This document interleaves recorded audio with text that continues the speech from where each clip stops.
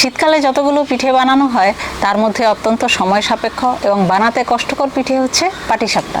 কিন্তু এটি বানানোর পরে যখন পিঠেটি খাওয়া হয় তখন এর স্বাদ এবং গন্ধে বানানোর সমস্ত ক্লান্তি এক মুহূর্তেই দূর হয়ে যায়।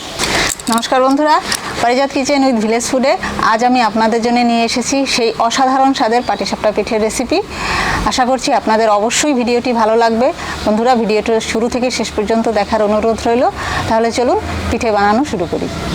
বন্ধুরা, পাটিসাপটা পিঠে বানানোর জন্য শুরুতেই আমি পিঠেটির পুর করে নিচ্ছি। পুর করার জন্য আমি এখানে 2 লিটার গরুর দুধ নিয়েছি। এই গরুর দুধটা আমি জ্বালিয়ে ক্ষীর করে নেব।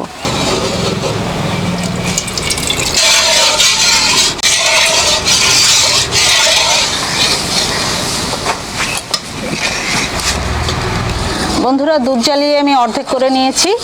এবারে আমি এতে মিষ্টি যোগ করব। মিষ্টির জন্য দেব চিনি আর খেজুরের গুড়, তবে আমি এতে চিনির পরিমাণ দেব বেশি আর গুড় দেব অল্প পরিমাণে। খেজুরের গুড়টা দেবো এই জন্যে যে খেজুরের গুড়ের যে সুন্দর একটা গন্ধ, এতে পুরের স্বাদ অনেক ভালো হয়। আর যে একটা কালার খেজুরের গুড়ের, সেই কালারেও পুরের কালারটা অনেক সুন্দর হয়।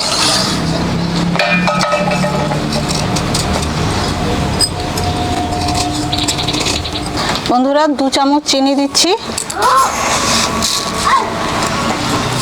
আর সাথে দিচ্ছি 1 চামচ গুড়। বন্ধুরা, পিঠের মিষ্টত্বটা আপনাদের মানে মিষ্টি কেমন খান সেই পরিমাণটা বুঝে দেবেন। বন্ধুরা, পুরের জন্য ক্ষীরটা আমি আরও কিছুক্ষণ জ্বালিয়ে নেব। বন্ধুরা, পাটিসাপটার পুর আমি করে নিয়েছি। এবার আমি চালটা বেটে নেব। এই চাল আমি সারা রাত ভিজিয়ে রেখেছিলাম। দেখুন বন্ধুরা, কি সুন্দর ভিজে গেছে। আপনারা যদি রাতের বেলায় পিঠে বানান তাহলে সকালবেলায় চাল ভিজিয়ে রাখবেন, আর যদি ঘুমোতে যাওয়ার আগে রাতে ভিজোতে পারেন তাহলে তো অনেক ভালো হয়। পাটিসাপটা পিঠের চাল যত বেশি সময় ধরে ভেজানো হয় ততই ভালো হয়। বাটতে বা মিক্সিতে পেস্ট করতে গেলে পেস্টটা বা বাটার ক্ষেত্রে অনেক স্মুথ একটা সুন্দর ব্যাটার হয়, এতে পিঠে অনেক ভালো হয়।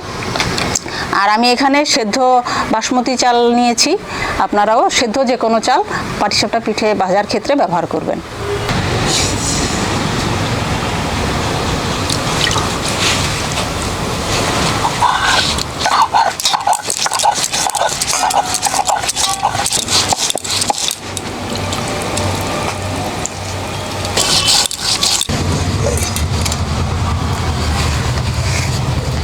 বন্ধুরা, আমার চাল বাটা হয়ে গেছে। দেখুন কতটা স্মুথ হয়েছে বাটা, কোনো দানা দানা ভাব নেই ভেতরে। এই চাল পাটিসাপটার ব্যাটারে যদি দানা দানা ভাব থাকে তাহলে পিঠে কিন্তু একদমই সুন্দর হবে না। তাই আপনারা যখনই চাল বাটবেন বা মিক্সিতে পেস্ট করুন, কোনো দানাদার যেন ভাব না থাকে সেটা কিন্তু খেয়াল রাখবেন। আর এর জন্যে চালটাকে বেশি সময় ধরে ভিজিয়ে রাখতে হবে। বন্ধুরা, এবার আমি পাটিসাপটার ব্যাটারটা রেডি করে নিচ্ছি। শুরুতেই আমি দিয়ে দিচ্ছি 1/2 চামচ নুন। এটা দিয়ে একটু ভালোভাবে মেখে নেব যাতে নুনটা চাল বাটার সাথে ভালোভাবে মেশে।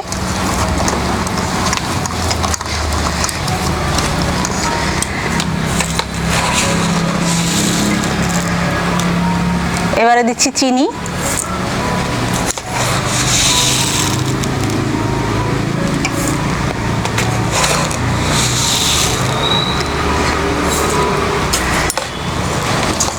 চিনি দিয়ে চাল বাটার সাথে বন্ধুরা ভালোভাবে মেখে নিতে হবে।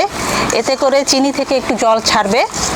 জলটা ছাড়ার পরে চিনিটা যখন চাল বাটার সাথে গুলে যাবে একদম, তারপরে গিয়ে দুধ দিয়ে এটাকে আমি ভালোভাবে গুলে নেব। অল্প অল্প দুধ দিয়ে, ঠান্ডা দুধ অবশ্যই ব্যবহার করতে হবে, গরম দুধ না, তাহলে কিন্তু পিঠে হবে না গরম দুধ দিলে ব্যাটারের মধ্যে।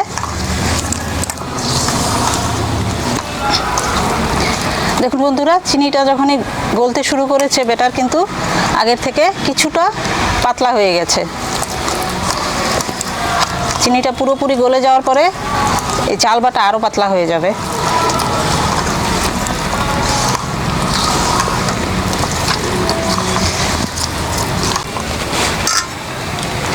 এবার আমি অল্প অল্প দুধ দিয়ে ব্যাটারটা ভালোভাবে গুলে নেব। একবারেই পুরো দুধ দিয়ে দেবেন না, তাহলে কিন্তু ব্যাটার বেশি পাতলা হয়ে যেতে পারে। এর জন্য অল্প অল্প দুধ দিয়ে গুলবেন। আর যদি কেউ দুধ ব্যবহার না করেন তাহলে কিন্তু জল দিয়েও গুলতে পারেন, ঠান্ডা জল দিয়ে গুলবেন, গরম জল নয় বা উষ্ণ গরম জলও নয়।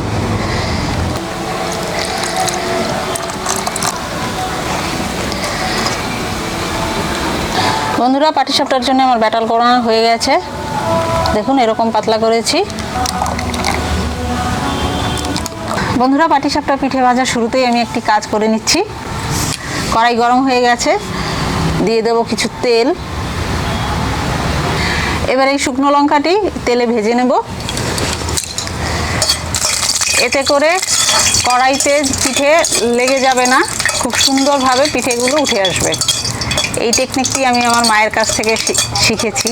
মাকে দেখতাম পিঠে ভাজার শুরুতেই এই কাজটা করে নিত।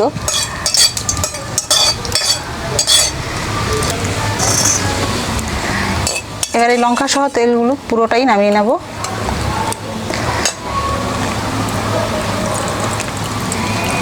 বন্ধুরা, এবার আমি পিঠেগুলো ভেজে নিচ্ছি। বন্ধুরা, ব্রাশে করে একটু তেল লাগিয়ে কড়াইতে এরকম একটু ঘষে দেবেন, তাহলে পিঠেগুলো খুব সুন্দরভাবে উঠে আসবে, লেগে যাবে না।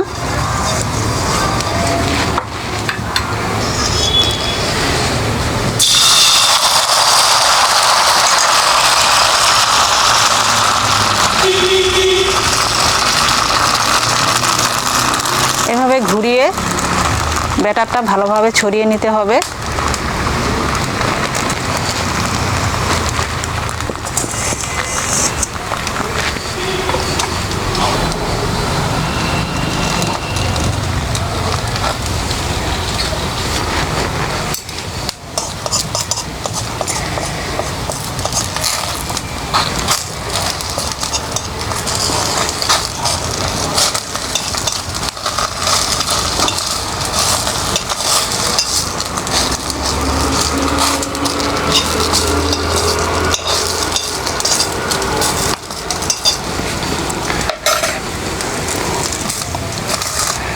দেখুন বন্ধুরা, কত সুন্দর পিঠে হয়েছে, খুব সুন্দরভাবেও উঠে এসেছে।